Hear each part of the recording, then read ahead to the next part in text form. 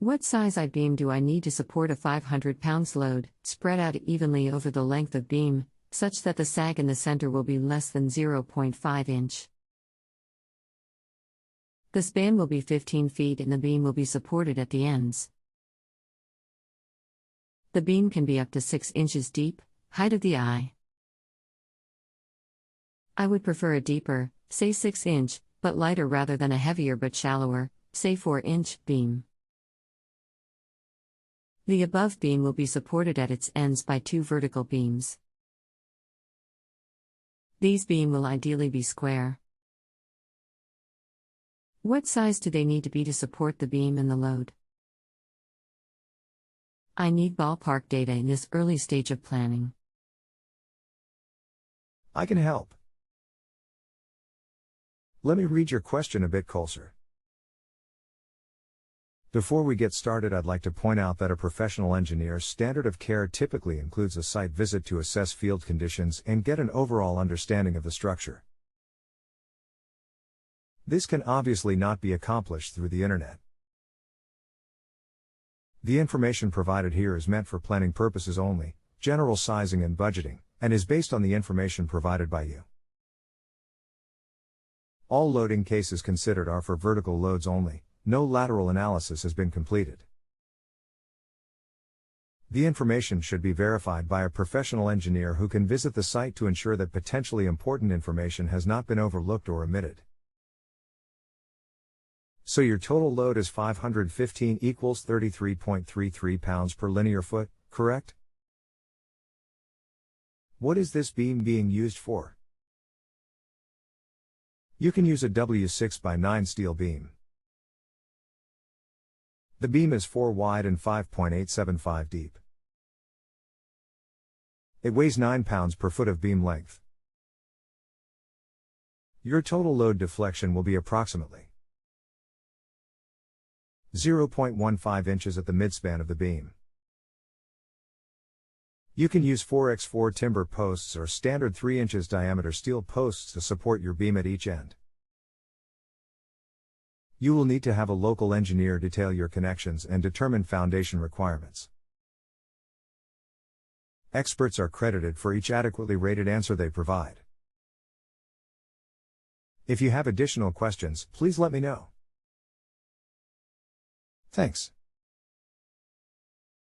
Our chat has ended, but you can still continue to ask me questions here until you are satisfied with your answer.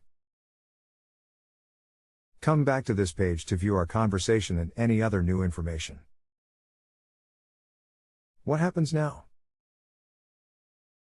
Or, you can reply to me using the box below. Let me know if you have any more questions. Thanks. The load is 33 pounds per linear foot. I have a few last questions. 1. How far am I from the breaking point of the beam? What kind of safety margin is there? For simplicity purposes, please answer the following. With this W6x9 beam, how much load in the center, all at one point, would cause the beam to A, deflect by 1 inch, B, break 2, what would the numbers be if I went with a smaller profile / heavier beam, say W4x13? How much load in the center, all at one point, would cause the beam to A, deflect by 1 inch, B, break C, and what would the center deflection be at the 33 pounds / linear foot load for this beam? 1A. At the allowable bending limit, stress, for the beam, it could carry a 2,900 pounds point live load at the midspan and it would be deflecting approximately 0.75 inches. This is assuming a 36 KSI W6x9 steel beam. 1B. Beams are not designed to be loaded until they break, so I could not give you that number. 2A. At 94% of the allowable bending limit, stress, for the beam, it could carry a 2,600 pounds point live load at the midspan and it would be deflecting approximately 1.00 inches. This is assuming a 36 KSIW 4x13 steel beam. 2b. Beams are not designed to be loaded until they break, so I could not give you that number. 2c.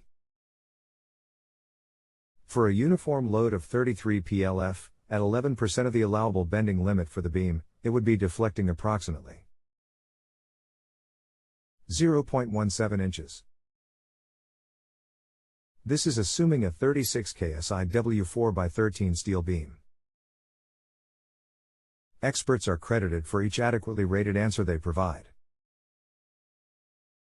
If you have additional questions, please let me know. Thanks. If you have a home improvement or appliance question and want to chat with an expert now, visit justanswer.com/ythi.